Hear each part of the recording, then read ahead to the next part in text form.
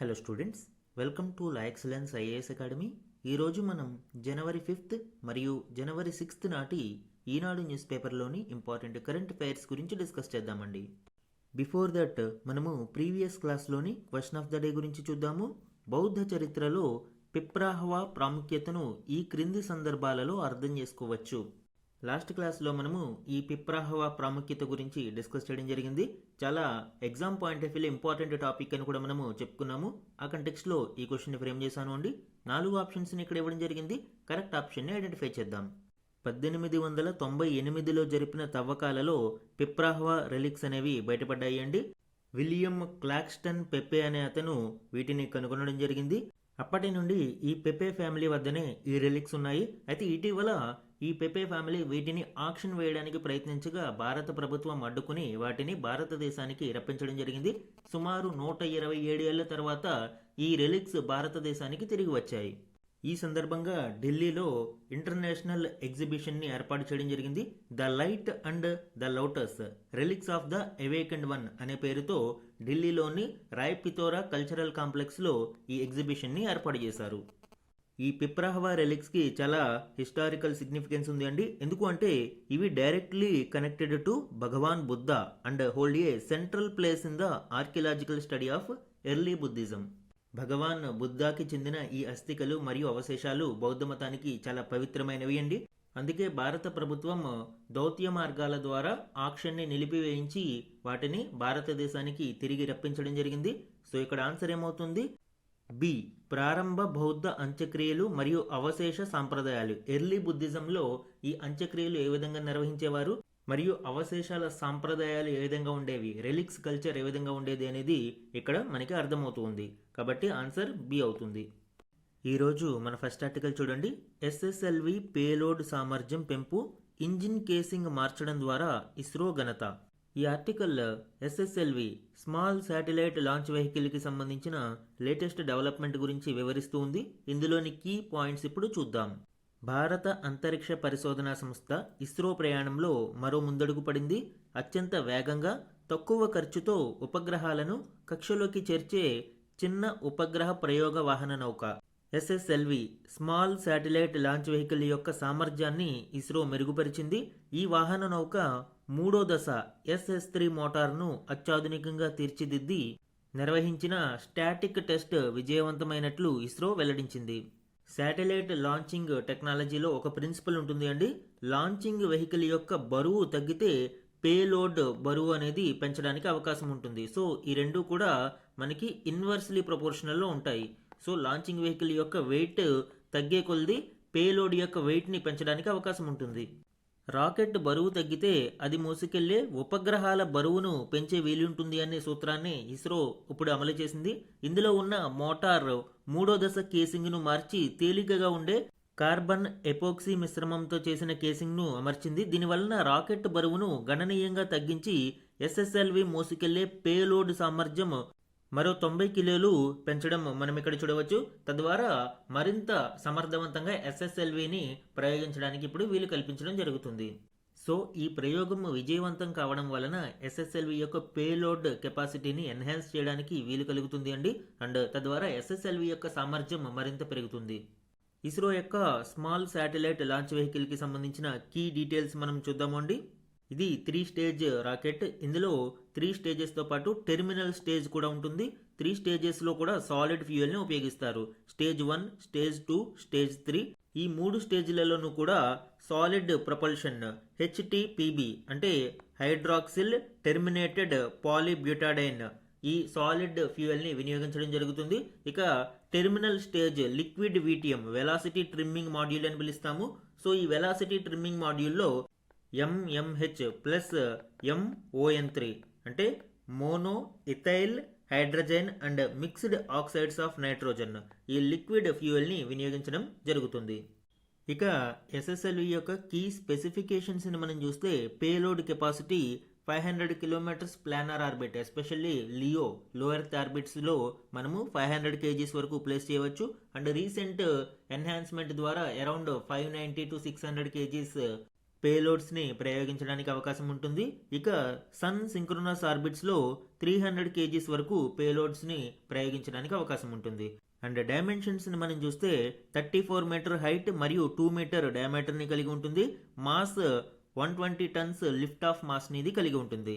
Core advantages ఏంటంటే ఈ SSLV వలన లో కాస్ట్ 30 to 35 crores-లోనే దీనిని మనము నిర్మించడానికి అవకాశం ఉంటుంది. ఒక పిఎస్ఎల్వి రాకెట్ నిర్మాణానికి అయ్యే ఖర్చులు 1/10వ వంతుతో ఎస్ఎస్ఎల్వి రాకెట్ని మనం నిర్మించవచ్చు. అండ్ ర్యాపిడ్ టర్న్ అరౌండ్ అంటే కేవలం 6 సభ్యులతో కూడిన చిన్న టీంతో 72 గంటల్లోనే ఈ ఎస్ఎస్ఎల్వి రాకెట్ని నిర్మించవచ్చు. అండ్ దీని యొక్క ఇంకొక ఫ్లెక్సిబిలిటీ ఏంటి అంటే హారిజాంటల్ మరియు వెర్టికల్గా కూడా వీటిని నిర్మించడానికి అవకాశం ఉంటుంది. పిఎస్ఎల్వి అయితే కేవలం మనము వెర్టికల్ మోడ్లోనే నిర్మించాలి. అండ్ వన్ మోర్ అడ్వాంటేజ్ ఏంటి అంటే launch on demand. PSLV, GSLV లాంటివి భారీ ప్రయోగాలకు మరియు అత్యంత ఖర్చుతో కూడిన ప్రయోగాలకు నిర్మించాల్సి ఉంటుంది. అండ్ ప్రతిసారి ఈ డిమాండ్ని మీట్ అవ్వడం సాధ్యం కాకపోవచ్చు. కొన్ని చిన్న చిన్న ఉపగ్రహాలు నేరుగా ప్రయోగించాల్సిన అవసరం ఉంటుంది. అలాంటి సమయంలో పిఎస్ఎల్విని నిర్మించలేం మనము. కొంతకాలం వేచి చూసి మరికొన్ని ఉపగ్రహాలను కూడా ప్రయోగించడానికి రంగం సిద్ధం చేసుకుని అప్పుడు పిఎస్ఎల్విని నిర్మిస్తూ ఉంటారు. కానీ ఎస్ఎస్ఎల్విలో ఆ సమస్య ఉండదు. ఎప్పుడైతే చిన్న చిన్న శాటిలైట్స్ డిమాండ్కి తగ్గట్టు మనము ఎస్ఎస్ఎల్విని నిర్మించడానికి అవకాశం ఉంటుందో స్పేస్ ఎకానమీలో ఇస్రో మరింత ముందుకు విస్తరించడానికి అవకాశం ఉంటుంది. అండ్ రీసెంట్ మైల్ స్టోన్స్ మనం చూద్దామండి. ఆగస్టు 2022లో ఎస్ఎస్ఎల్వి డెమాన్స్ట్రేషన్ 1 మనము కంప్లీట్ చేశాము. అయితే సెన్సార్ ఇష్యూ వల్ల అది పార్షియల్ ఫెయిల్యూర్గా పరిగణించవచ్చు. అండ్ డెమాన్స్ట్రేషన్ 2 ఫిబ్రవరి 2023లో సక్సెస్ఫుల్గా EOS-07 ఎర్త్ అబ్జర్వేషన్ శాటిలైట్ని మనము లాంచ్ చేశాము. అండ్ 2024 ఆగస్టులో ఎస్ఎస్ఎల్వి డెమాన్స్ట్రేషన్ 3 రాకెట్ ద్వారా మనము ఎర్త్ అబ్జర్వేషన్ శాటిలైట్ 8ని ప్రయోగించాము. ఇంకా ఆపరేషనల్లో ఆ శాటిలైట్ ఉంది. అండ్ కమర్షియలైజేషన్ HAL కాంట్రాక్ట్ను కూడా మనము 2025 జూన్లో ఇవ్వడం జరిగింది. తద్వారా ట్రాన్స్ఫర్ ఆఫ్ టెక్నాలజీతో మనము ప్రైవేటు భాగస్వాములకు దీనిని వాణిజ్యీకరణ చేయడానికి కూడా సాధ్యపడింది. స్ట్రాటజిక్ సిగ్నిఫికెన్స్ ఏంటి అండి? Increase India's global space economy share 2% to 8% by 2033. 2033 నాటికి ఇండియా యొక్క గ్లోబల్ స్పేస్ ఎకానమీ షేర్ని మనము 2% నుంచి 8% పెంచాలి అని లక్ష్యంగా పెట్టుకున్నాము.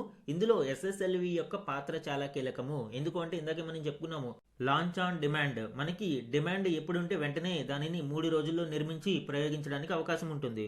అలానే ఫ్రీస్ అప్ పిఎస్ఎల్వి. మనము పిఎస్ఎల్విని ఇస్రో యొక్క వర్క్ హార్స్గా భావిస్తూ ఉంటాము. సో ఇలాంటి పిఎస్ఎల్విని లార్జర్ సైంటిఫిక్ మిషన్స్కి మాత్రమే పరిమితం చేసి ఇలాంటి చిన్న చిన్న ప్రయోగాలకి ఎస్ఎస్ఎల్విని మనము ఉపయోగించుకుంటే సరిపోతుంది. సో ఇవి ఇస్రో యొక్క ఎస్ఎస్ఎల్వికి సంబంధించిన ఇంపార్టెంట్ డీటెయిల్స్ అండి. మన నెక్స్ట్ ఆర్టికల్ చూడండి. సుప్రీం ఆదేశాలు ఇచ్చిన హైకోర్టుల్లో కానరాని తాత్కాలిక జడ్జీల నియామకం. ఈ ఆర్టికల్ హైకోర్టులోని అడ్హాక్ జడ్జీల నియామక ప్రక్రియకు సంబంధించిన ఇంపార్టెంట్ డీటెయిల్స్ని వివరిస్తుంది. ఇందులోని కీ పాయింట్స్ని ఇప్పుడు చూద్దాం. హైకోర్టుల్లో పేరుకుపోయిన క్రిమినల్ కేసులను విచారించేందుకు తాత్కాలిక న్యాయమూర్తులను నియమించాలి అని సుప్రీంకోర్టు జారీ చేసిన ఆదేశాలకు ఏడాది కావస్తున్నా తగిన చర్యలు కనిపించడం లేదు. హైకోర్టులు సైతం చొరవ చూపకపోవడంతో క్రిమినల్ కేసుల చిట్టా నానాటికి పెరిగిపోతుంది. భారతదేశంలో జ్యుడిషియల్ పెండెన్సీ రోజురోజుకి పెరిగిపోతూ ఉంది. తాత్కాలిక న్యాయమూర్తులను ఏర్పాటు చేయాలని సుప్రీంకోర్టు ఆదేశాలు జారీ చేసిన 25 హైకోర్టులలో ఏ ఒక్కటి కూడా ఇప్పటి వరకు నియామక విధానాన్ని ప్రారంభించలేదు. దాదాపు 18 లక్షల క్రిమినల్ కేసులు పెండింగ్లో ఉండడంతో సుప్రీం హైకోర్టుల్లో తాత్కాలిక న్యాయమూర్తుల నియామకాన్ని చేపట్టాలి అని గత ఏడాది జనవరి 30న అత్యున్నత న్యాయస్థానం ఆదేశాలు జారీ చేసింది. అయితే రిటైర్డ్ న్యాయమూర్తులను తాత్కాలిక ప్రాతిపదికన నియమించడానికి కేంద్ర న్యాయ మంత్రిత్వ శాఖకు ఇప్పటి వరకు ఏ హైకోర్టు కొలీజియం నుంచి ఎటువంటి సిఫారసులు అందలేదు. అంటే క్రిమినల్ కేసుల పెండింగ్ను పరిష్కరించడం కోసం హైకోర్టులలో తాత్కాలిక న్యాయమూర్తులను నియమించుకోవడానికి సుప్రీంకోర్టు ఆదేశాలు ఇచ్చినా కూడా ఇప్పటికీ ఏ హైకోర్టు నియామక ప్రక్రియను ప్రారంభించలేదు. అసలు ఈ అడ్హాక్ జడ్జెస్ ఎవరు అండ్ వీరికి సంబంధించిన రాజ్యాంగ నిబంధనలు ఏమిటి అండ్ వీరి నియామక ప్రక్రియ ఏ విధంగా ఉంటుంది అనేది మనం ఇప్పుడు చూద్దాం.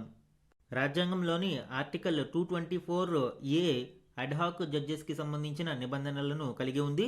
ఇక్కడ డెఫినేషన్ అండ్ పర్పస్ని మనం చూస్తే retired high court judges temporarily reappointed for judicial duties. అయితే ఈ రీఅపాయింట్మెంట్ యొక్క పర్పస్ ఏంటి? Reduce growing pendency especially criminal appeals greater than 5 years. 5 సంవత్సరాల పైబడిన క్రిమినల్ కేసులు ఏవైతే ఉన్నాయో వాటిని త్వరితగతిన పరిష్కరించడం కోసం ఈ తాత్కాలిక న్యాయమూర్తులను నియమిస్తారు. అండ్ వీరి అధికారాలు ఏ విధంగా ఉంటాయి? Same jurisdiction, powers, privileges as sitting judges but not permanent. Sitting జడ్జెస్కు ఉన్న అన్ని అధికారాలు మరియు ప్రివిలేజెస్ వీరికి ఉంటాయి, కాకపోతే వీరు పర్మనెంట్ జడ్జెస్ కాదు. అయితే ఇటీవల కొన్ని రెగ్యులేటరీ చేంజెస్ మనం ఇందులో చూడవచ్చు. సస్పెన్షన్ ఆఫ్ 20% వేకెన్సీ రూల్, అంటే ఒక హైకోర్టులో 20% మించి శాంక్షన్డ్ స్ట్రెంత్లోని జడ్జెస్ 20% మించి వేకెన్సీలో ఉన్నప్పుడు మాత్రమే అడ్హాక్ జడ్జెస్ని నియమించాలి అనే నియమాన్ని రద్దు చేయడం జరిగింది. యాక్చువల్గా ఈ నియమాన్ని 2021లో సుప్రీంకోర్టే లోక్ ప్రహరీ వర్సెస్ యూనియన్ ఆఫ్ ఇండియా కేసులో విధించడం జరిగింది. ఇప్పుడు 2025 జాన్వరిలో దీనిని సవరించి ఈ నిబంధనను పక్కన పెట్టడం జరిగింది. అలానే బెంచ్ కంపోజిషన్ గురించి మనం చూసినప్పుడు ad hoc judges must sit with sitting judge for criminal appeals. Criminal కేసెస్ని పరిష్కరించడానికి ఏర్పాటు చేసే బెంచ్లో ఖచ్చితంగా సిట్టింగ్ జడ్జి ఉన్నప్పుడు, సిట్టింగ్ జడ్జి ఆ బెంచ్ని ప్రిసైడ్ చేసినప్పుడు మాత్రమే అడ్హాక్ జడ్జ్ ఆ బెంచ్లో భాగం కావడానికి అవకాశం ఉంటుంది. అలానే లిమిట్స్ ఆన్ నెంబర్స్ మనం ఇక్కడ చూడవచ్చు. హైకోర్టుకి మనము కేవలం 2 నుంచి 5 అడ్హాక్ జడ్జెస్ని మాత్రమే అపాయింట్ చేసుకోవడానికి అవకాశం ఉంటుంది. అలానే టోటల్ శాంక్షన్డ్ స్ట్రెంత్లో 10% కంటే తక్కువ అడ్హాక్ జడ్జెస్ని నియమించుకోవాల్సి ఉంటుంది. ఇక అపాయింట్మెంట్ విషయానికి వస్తే అపాయింట్మెంట్ ప్రొసీజర్ని మనము ఇక్కడ చూడవచ్చు. Chief justice of concerned high court దీనిని ఇనిషియేట్ చేస్తారు. ఆయన స్టేట్ లెవెల్లో చీఫ్ మినిస్టర్ మరియు గవర్నర్కి ఈ రికమెండేషన్ని పంపిస్తారు. అండ్ అక్కడి నుంచి యూనియన్ లా మినిస్టర్కి ఈ రికమెండేషన్ వెళ్తుంది. యూనియన్ లా మినిస్టర్ సిజిఐ మరియు సుప్రీంకోర్టు యొక్క కొలీజియంకి ఈ నేమ్ని రికమెండ్ చేయడం జరుగుతుంది. అండ్ సిజిఐ ఈ సిఫారసును పరిగణించి దీనిని ప్రైమ్ మినిస్టర్కి పంపించడం జరుగుతుంది. ప్రైమ్ మినిస్టర్ ఫైనల్ కన్సెంట్ కోసం రాష్ట్రపతికి పంపిస్తారు. ఇది ఓవరాల్ ప్రొసీజర్కి సంబంధించి. అండ్ టర్మ్స్ అండ్ కండిషన్స్ని మనం ఇక్కడ చూస్తే టెన్యూర్ టిపికల్లీ 2 to 3 years టెన్యూర్ని కలిగి ఉంటారు. And compensation, ad hoc judges permanent judges పొందే ఎమాల్మెంట్స్ మరియు అలవెన్సెస్ అన్నిటినీ పొందుతారు ఎక్స్క్లూడింగ్ పెన్షన్. అండ్ రెస్ట్రిక్షన్స్ మనం చూస్తే no other legal work or advisory work or ఆర్బిట్రేషన్స్లో వీరు భాగమై ఉండకూడదు. సో ఇవి రీసెంట్ అడ్హాక్ జడ్జెస్ అపాయింట్మెంట్కి సంబంధించిన సుప్రీంకోర్టు యొక్క గైడ్ లైన్స్. అలానే ఆర్టికల్ 224 క్లాజ్ ఏకి సంబంధించి కూడా మనం చూసాము. అండ్ సుప్రీంకోర్టు విషయానికి వస్తే అడ్హాక్ జడ్జెస్ యొక్క నియామక ప్రక్రియ ఉంటుంది. సుప్రీంకోర్టులో ఆర్టికల్ 127 దీనిని గైడ్ చేస్తుంది. అయితే సుప్రీంకోర్టు మరియు హైకోర్టుకి మేజర్ డిఫరెన్స్ ఏంటి అంటే సుప్రీంకోర్టులో అడ్హాక్ జడ్జెస్గా మనకి హైకోర్టు జడ్జెస్ని నియమిస్తారు. హైకోర్టు జడ్జెస్ ఎవరైతే ఉన్నారో వీరిని సుప్రీంకోర్టు యొక్క అడ్హాక్ జడ్జెస్గా నియమించడం జరుగుతుంది.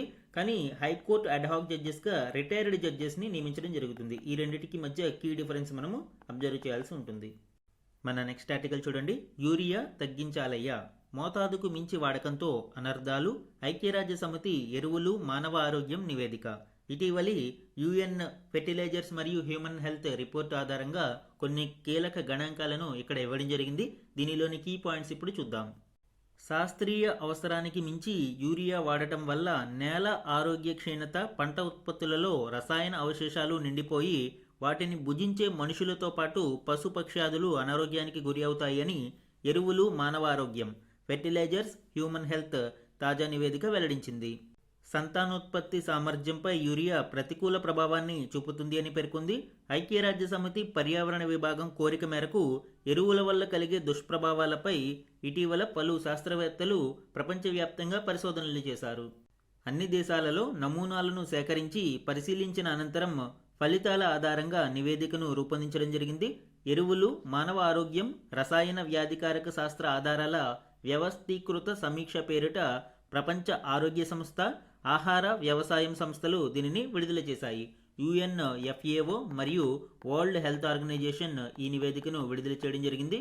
తెలంగాణ విషయానికి వస్తే తెలంగాణ రాష్ట్రంలో ఎక్కువ మంది రైతులు వివిధ పంటలలో 50 నుంచి 100% అధికంగా యూరియా వాడుతున్నారు అని తెలంగాణ వ్యవసాయ వర్సిటీ VC పేర్కొన్నారు. సేంద్రియ ఎరువులు పంటకు మరియు నేలకు మేలు చేస్తాయని అన్నారు. ఈ రీసెంట్ UNFAO యొక్క నివేదికలోని ముఖ్యాంశాలను మనం ఇప్పుడు చూద్దాము. వ్యవసాయంలో సాధారణ యూరియాను సరైన మోతాదులో వాడడం వలన పంట ఉత్పాదకత, గింజ బరువు పెరుగుతాయి. ఎక్కువగా దీన్ని వాడితే హానికరంగా మారుతుంది. అధిక ప్రోటీన్ ఆహారం వల్ల పాలలో, రక్తంలో యూరియా, నైట్రోజన్ స్థాయిలు పెరుగుతాయి. అలానే ఆహారంలోని ప్రోటీన్లు పశువుల పునరుత్పత్తిలో కీలక పాత్ర పోషిస్తాయి. ఆహారంలో క్రూడ్ ప్రోటీన్ పెరగడం, అవి త్వరగా జీర్ణం కావడం, రక్తం లేదా పాలలో యూరియా స్థాయిలు పెరగడం వల్ల ఆవులలో గర్భధారణ అవకాశాలు తగ్గుతున్నాయి. ఇక మానవ శరీరంలో ఉండే యూరియాకు సంబంధించిన యూరియా ప్లాస్మా అనే బ్యాక్టీరియా కూడా వంధ్యత్వానికి కారణమవుతుంది. ఇది మానవులలో ఇన్ఫెర్టిలిటీకి కారణమవుతుంది. ఇక యూరియాను అతిగా వాడడం వల్ల నేల ఆమ్లీకరణ చెందడము, పోషకాల అసమతౌల్యం, పర్యావరణ కాలుష్యం సంభవిస్తాయి. నేలలో రసాయన అవశేషాలు పేరుకుపోతాయి. తద్వారా నేలలోని పోషకాల లభ్యత, నాణ్యత తగ్గిపోతుంది. సో ఈ విధంగా యూరియాను అధికంగా వినియోగించడం వలన ఇటు పర్యావరణ సమస్యలు మరియు మరొక వైపు మానవ ఆరోగ్యంకి సంబంధించి అనేక సమస్యలు ఎదురవుతూ ఉన్నాయి. కాబట్టి తగిన మోతాదులో సైంటిఫిక్గా యూరియా వినియోగాన్ని మనము పాటించాల్సిన అవసరం ఉంటుంది. మన నెక్స్ట్ ఆర్టికల్ చూడండి, దేశానికి కృత్రిమ ఎరువుల కాటు. ఈ ఆర్టికల్ని మనము ప్రీవియస్ ఆర్టికల్కి కంటిన్యూషన్గా చూడవచ్చు. అయితే last article only confined to urea usage, కానీ ఇది ఓవరాల్ ఆర్టిఫిషియల్ ఫెర్టిలైజర్స్ వలన కలిగే నష్టాల గురించి ఇక్కడ మనం చూడవచ్చు. హరిత విప్లవానికి ముందు దేశీయంగా సాగు మొత్తం సంప్రదాయ పద్ధతుల్లోనే సాగేది. అయితే క్రమేపీ దేశ జనాభా పెరుగుతూ ఉండడం మరియు ఆహార అవసరాలు తీర్చే క్రమంలో అత్యధిక ఫలసాయం కోసం కృత్రిమ ఎరువుల వినియోగం అధికమై క్రమేణా విపరీతమైంది. దాంతో పంట పొలాలలో నేడు సంక్షోభం ముమ్మరిస్తూ ఉంది. మానవ ఆరోగ్యానికి తీవ్ర హాని కలుగుతుంది. కృత్రిమ ఎరువులను మితిమీరి వాడుతుండడం వలన పంటల్లో ప్రమాదకర రసాయన అవశేషాలు పోగుపడి క్యాన్సర్లు, మూత్రపిండ వ్యాధులు, సంతాన సాఫల్య సమస్యలు కోరచాస్తున్నాయని ప్రపంచ ఆహార వ్యవసాయ సంస్థ నివేదిక ఇటీవల స్పష్టీకరించింది. యాక్చువల్గా మనము బెస్ట్ ఎగ్జాంపుల్ని చూడవచ్చండి. పంజాబ్లో ఇప్పుడు నేలలు చాలా వరకు క్షీణించిపోయి చౌడుబారిపోయి ఉన్నాయి. ఎందుకంటే మనము గ్రీన్ రెవల్యూషన్ని ఎక్కువగా పంజాబ్, హర్యానా ఈ బెల్ట్లో విస్తృతంగా అమలు చేయడం జరిగింది. తద్వారా అప్పుడు పంజాబ్ మరియు హర్యానా రైతులు చాలా లాభసాటిగా వ్యవసాయం చేశారు. కానీ ఇప్పుడు అక్కడ నేలలు చౌడుబారిపోవడంతో పాటు పంజాబ్ని ఇప్పుడు మనము క్యాన్సర్ క్యాపిటల్ ఆఫ్ ఇండియాగా భావిస్తూ ఉంటాము. ఎందుకంటే దేశంలో అత్యధిక క్యాన్సర్ కేసులు పంజాబ్లోనే మనకి కనిపిస్తూ ఉన్నాయి. దీనికి కారణం గ్రీన్ రెవల్యూషన్లో అత్యధిక మోతాదులలో ఈ ఎరువులు, రసాయనాలు వినియోగించడం కూడా ఒక కారణంగా చెప్పవచ్చు. అవగాహన రాహిత్యంతో భారతీయ రైతులు చేలల్లో యూరియాను పరిమితికి మించి చల్లుతూ ఉన్నారు. తెలంగాణలో కూడా చాలా చోట్ల దాని వాడకం 50 నుంచి 100% దాకా ఉంది అని professor Jayashankar varsity vice chancellor తాజాగా వెల్లడించారు. ఈ విపరీతమైన యూరియా వాడకం వలన భూముల సహజ స్వభావంతో పాటు జలావరణం దెబ్బతింటుంది అని ఆయన ఆందోళన వెలిబుచ్చారు. రసాయన ఎరువుల వినియోగంలో అప్రమత్తత పాటించకపోతే ప్రజారోగ్యానికి, రైతాంగ సంక్షేమానికి ముప్పు తప్పదన్నది వాస్తవం. మనము గణాంకాలని ఒకసారి పరిశీలిస్తే దేశవ్యాప్తంగా ఈ ఎరువుల వాడకం ఎంత విచ్చలవిడిగా ఉందనేది తెలుస్తూ ఉంటుంది. కిందటి ఆర్థిక సంవత్సరంలో మనం చూస్తే దేశవ్యాప్తంగా పొలాలలో దాదాపు 7 కోట్ల టన్నుల ఎరువులు వెదజల్లారు. అంటే ఒక సంవత్సర కాలంలో 7 కోట్ల టన్నుల రసాయన ఎరువులు మనము పొలాలలో వెదజల్లుతున్నాము. అంటే ఇందులో మళ్ళీ ఎంత తిరిగి మానవ శరీరంలోకి వెళ్తుంది? బయో అక్యుములేషన్, బయో మ్యాగ్నిఫికేషన్ అనే కాన్సెప్ట్స్ ఉంటాయండి. ఇందులో చాలా వరకు తిరిగి మళ్ళీ మన శరీరంలోకి వస్తూ ఉంటుంది. ఎందుకంటే ఫుడ్ వెబ్, ఫుడ్ చైన్ కాన్సెప్ట్స్లో ఈ బయో మ్యాగ్నిఫికేషన్ కారణంగా ఈ రసాయన ఎరువులలో చాలా భాగం మళ్ళీ తిరిగి హ్యూమన్ బాడీలోకి చేరుతూ ఉంటుంది. ఇందులోనూ సగానికి పైగా వాటా యూరియాదే ఎక్కువగా ఉంటుంది. అండ్ రాయితీలకి తోడు తక్కువ ధరకే యూరియా లభిస్తూ ఉండడంతో ఎక్కువ మొత్తంలో దీనిని పంట భూముల్లో చల్లుతూ ఉన్నారు. 15 ఏళ్ల క్రితం ఇండియాలో యూరియా వినియోగం 2.66 కోట్ల టన్నులుగా ఉంటే 2024-25 నాటికి 45% మేర ఇది పెరిగింది. నిపుణుల సూచనల మేరకు ఎకరా జొన్నకు 96 కిలోలకు మించి యూరియాను వాడకూడదు. కానీ ఆంధ్రప్రదేశ్లో కొన్ని చోట్ల 400 నుంచి 800 కిలోల దాకా చల్లుతున్నట్లు పరిశోధనలలో తేలుతుంది. ఇక హర్యానా, పంజాబ్, ఉత్తరప్రదేశ్, జార్ఖండ్, ఛత్తీస్గఢ్, కర్ణాటకలలోనూ కూడా ఇలాంటి దుస్థితే నెలకొంది. ఎక్కువ దిగుబడులపై ఆశతో రైతులు విరజిమ్ముతున్న ఈ యూరియాలో కేవలం 35% మాత్రమే పంటలు శోషించుకుంటూ ఉన్నాయి. అంటే కేవలం 35% పంటలు ఉపయోగించుకుంటే మిగిలిన 65% పర్యావరణంలో కలిసిపోతుంది. తద్వారా అది చివరికి మానవులు మరియు పశుపక్షాదులు వీటి బాడీల్లోనే చేరుతూ ఉంటుంది. మిగిలిన 65% ఏదైతే ఉందో ఇది కార్బన్ డైఆక్సైడ్ కన్నా ప్రమాదకరమైన నైట్రస్ ఆక్సైడ్ రూపంలో వాతావరణంలోకి చేరుతుంది, లేదు అంటే నీటిలోకి ఇంకి భూగర్భ జలాలను విషతుల్యం చేస్తుంది, లేదా చుట్టుపక్కల జలవనరుల్లో తిష్టవేసి వాటిలోని జీవజాతులకు ప్రాణాంతకం అవుతుంది. ఆల్గల్ బ్లూమ్ అనే కాన్సెప్ట్ ని మనం ఇక్కడ చూడవచ్చు అండి. పంట పొలాలలో మొక్కలు శోషించుకోగా మిగిలిపోయిన ఈ పోషకాలు ఏవైతే ఉన్నాయో ఇవి జలాలలో చేరి చెరువులు సరస్సుల్లోకి చేరుతూ ఉంటాయి. అండ్ ఈ పోషకాల కారణంగా అక్కడ ఆల్గే విపరీతంగా పెరిగిపోతుంది. సాధారణ స్థితి కంటే విపరీతంగా ఆల్గే పెరిగిపోవడాన్ని ఆల్గల్ బ్లూమ్ అని పిలుస్తాము. ఈ ఆల్గల్ బ్లూమ్ కారణంగా ఆ జలావరణంలో సాధారణ స్థితి కంటే ఆక్సిజన్ అందుబాటు తగ్గిపోతుంది. బయోలాజికల్ ఆక్సిజన్ డిమాండ్ పెరగడం కారణంగా జలావరణం అస్తవ్యస్తమై జలచరాలన్నీ చనిపోవడానికి అవకాశం ఉంటుంది. సో ఈ విధంగా ఈ ఆల్గల్ బ్లూమ్ కి కూడా విచ్చలవిడిగా వాడుతున్న కృత్రిమ ఎరువులు కారణమవుతూ ఉన్నాయి. అలానే ఈ ఎరువులు విపరీతంగా వాడడం వలన పంటలకు చీడపీడల తాకిడి అధికమై పెట్టుబడి ఖర్చు తడిపి మోపిడవుతుంది. కృత్రిమ ఎరువుల విచ్చలవిడి వాడకం వలన రెసిస్టెన్స్ అనేది పెరిగిపోయి చీడపీడల మీద ఆ ఎరువుల యొక్క ప్రభావం, ఆ మందుల యొక్క ప్రభావం ఉండదు. తద్వారా రైతుకు మరింత నష్టం కలిగిస్తూ ఉంటుంది. సాగు భూమి నిస్సారంగా మారిపోతుంది. దేశ సౌభాగ్యాన్ని అది నీరుగారుస్తుంది. అలానే ఈ ఎరువుల విచ్చలవిడి వాడకం మన ఆర్థిక వ్యవస్థకి కూడా నష్టం కలిగిస్తుంది అండి. స్థానిక గిరాకీని తీర్చడానికి తప్పనిసరి పరిస్థితులలో మనము విదేశాల నుంచి ఎరువులను దిగుమతి చేసుకోవాల్సి వస్తుంది. గణాంకాలని మనం చూస్తే లాస్ట్ ఇయర్లో గత ఆర్థిక సంవత్సరం 1.60 కోట్ల టన్నుల కృత్రిమ ఎరువులను విదేశాల నుంచి భారత్ తెప్పించుకుంది. ముఖ్యంగా యూరియా దిగుమతులు ఇటీవల కాలంలో బాగా పెరిగాయి. ఈ నేపథ్యంలోనే 2024-25లో యూరియా రాయితీల కోసం కేంద్రం 1.18 లక్షల కోట్లు వెచ్చించాల్సి వచ్చింది. ఆర్థికంగా, ఆరోగ్యపరంగా దేశానికి చేటు చేస్తున్న కృత్రిమ ఎరువుల వినియోగాన్ని ప్రభుత్వాలు నిరుత్సాహపరచాలి. సేంద్రియ, ప్రకృతి వ్యవసాయాలను విస్తృతంగా ప్రోత్సహించాలి. ఇటీవలి కాలంలో మనము ఆర్గానిక్ ఫార్మింగ్ కి మరియు న్యాచురల్ ఫార్మింగ్ కి అనేక రాయితీలను ఇస్తూ ఉన్నారు. ముఖ్యంగా న్యాచురల్ ఫార్మింగ్ కి సంబంధించి నేషనల్ మిషన్ ని కూడా లాంచ్ చేయడం జరిగింది. అలానే ఆర్గానిక్ ఫార్మింగ్ ని ప్రోత్సహించడం కోసం పరంపరాగత కృషి వికాస్ యోజన వంటి పథకాలను తీసుకువచ్చారు. సహజ సాగుకు కావలసిన జీవ ఎరువులు తదితరాల కొరతను తీర్చి భూసార పరీక్షలను పక్కాగా నిర్వహిస్తూ తగిన పరిమాణంలో ఎరువులను చల్లేలాగా రైతులను చైతన్యపరిచినప్పుడు మాత్రమే ఈ ఎరువుల యొక్క విచ్చలవిడితనాన్ని మనము అరికట్టడానికి అవకాశం ఉంటుంది. సో ఇది ఆర్టిఫిషియల్ ఫెర్టిలైజర్స్ మరియు ఎరువుల కారణంగా ఇటీవల భారతదేశం ఎదుర్కొంటున్న సమస్యలకు సంబంధించిన ఇంపార్టెంట్ ఆర్టికల్. మన నెక్స్ట్ ఆర్టికల్ చూడండి. నేను సంతోషంగా లేను అని మోదీకి తెలుసు, ట్రంప్. ఈ ఆర్టికల్ ఇటీవల డొనాల్డ్ ట్రంప్ భారతదేశం రష్యన్ ఆయిల్ ని పర్చేజ్ చేయడానికి సంబంధించి కొన్ని వ్యాఖ్యలు చేశారు. దీనికి సంబంధించిన ఇంపార్టెంట్ డీటెయిల్స్ ఇప్పుడు చూద్దాం.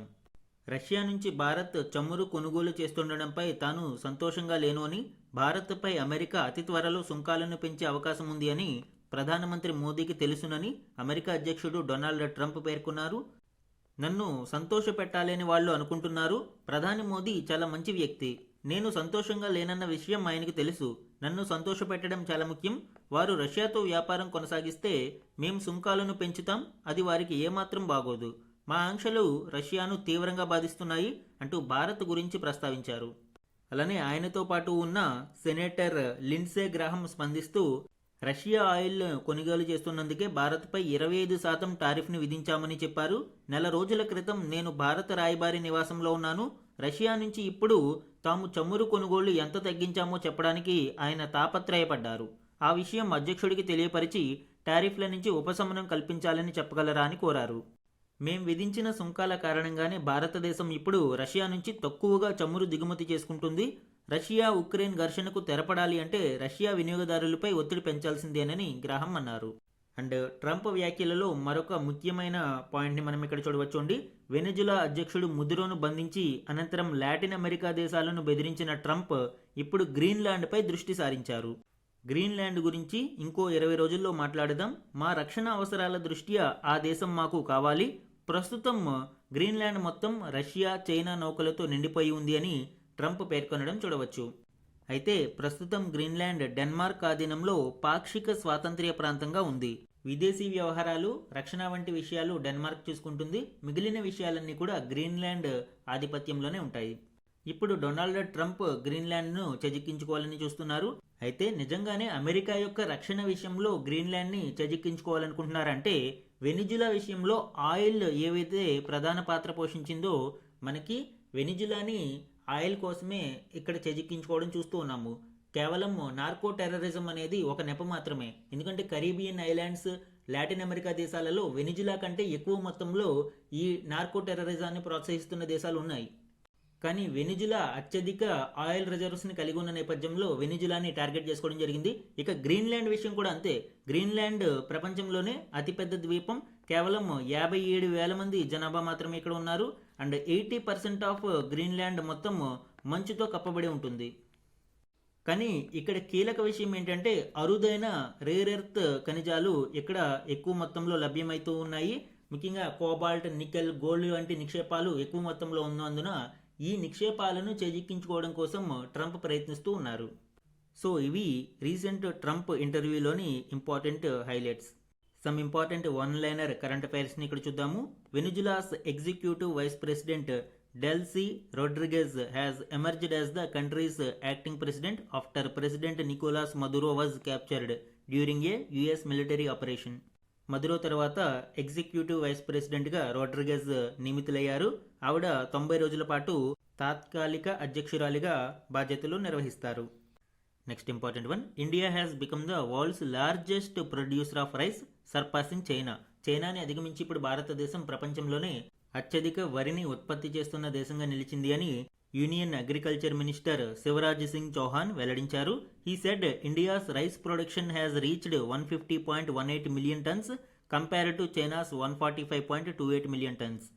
చైనా 145.28 మిలియన్ టన్స్ని ప్రొడ్యూస్ చేస్తే భారతదేశం 150.18 మిలియన్ టన్స్ని ప్రొడ్యూస్ చేసి మొదటి స్థానంలో నిలిచింది.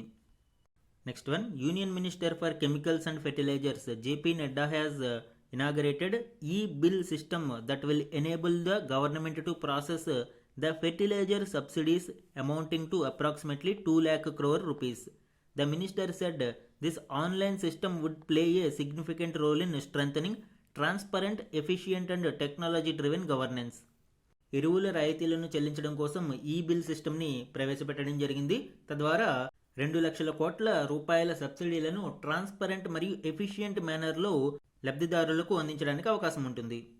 నెక్స్ట్ వన్ చూడండి, Bulgaria joined the euro zone and adopted the euro as its official currency, becoming the 21st member of the euro area. To ensure a smooth transition, the Bulgarian lev will remain in circulation alongside the euro throughout January. Bulgaria తన లేవ్ కరెన్సీని పక్కన పెట్టి ఇప్పుడు euro జోన్లోకి enter అయింది. So యూరోని official కరెన్సీగా ప్రకటించింది. అయితే జనవరి వరకు స్మూత్ ట్రాన్సాక్షన్ కోసం బల్గేరియా యొక్క లేవ్ అమలులో ఉంటుంది. అండ్ ఫిబ్రవరి 1 నుంచి euro will become the country's sole legal tender. Next one, the Chinese people's liberation army PLA navy has officially commissioned a new type 052D guided missile destroyer featuring upgraded radar, weapon systems and network architecture designed to enhance air defence, sea strike and task force command capabilities. Chinese navy ఒక నూతన రకమైన guided missile డిస్ట్రాయర్స్ని ఇక్కడ deploy చేయడం మనం చూడవచ్చు. ఇది China యొక్క air defence, sea strike మరియు టాస్క్ ఫోర్స్ కమాండ్ క్యాపబిలిటీస్ని ఎన్హాన్స్ చేస్తుంది. The new destroyer named Loudi and bearing hull number 176 was officially put in to the service. So ఇవి ఈరోజు ఈనాడు న్యూస్ పేపర్లోని వన్ లైనర్ కరెంట్ అఫైర్స్. ఈరోజు మన question of the day గురించి చూడండి. హైకోర్టులలోని తాత్కాలిక న్యాయమూర్తుల గురించి ఈ క్రింది ప్రకటనలను పరిగణించండి. తాత్కాలిక న్యాయమూర్తులు అడ్హాక్ జడ్జెస్ గురించి ఈరోజు మనం డిస్కస్ చేయడం జరిగింది. ఆ కంటెక్స్ట్లో 2 స్టేట్మెంట్స్ని ఇచ్చానండి. కరెక్ట్ స్టేట్మెంట్స్ని ఐడెంటిఫై చేసి ఆన్సర్ని కమెంట్ సెక్షన్లో కమెంట్ చేయండి. ఇది ఈరోజు ఈనాడు న్యూస్ పేపర్లోని ఇంపార్టెంట్ కరెంట్ అఫైర్స్ మీద daily analysis. Thank you for watching.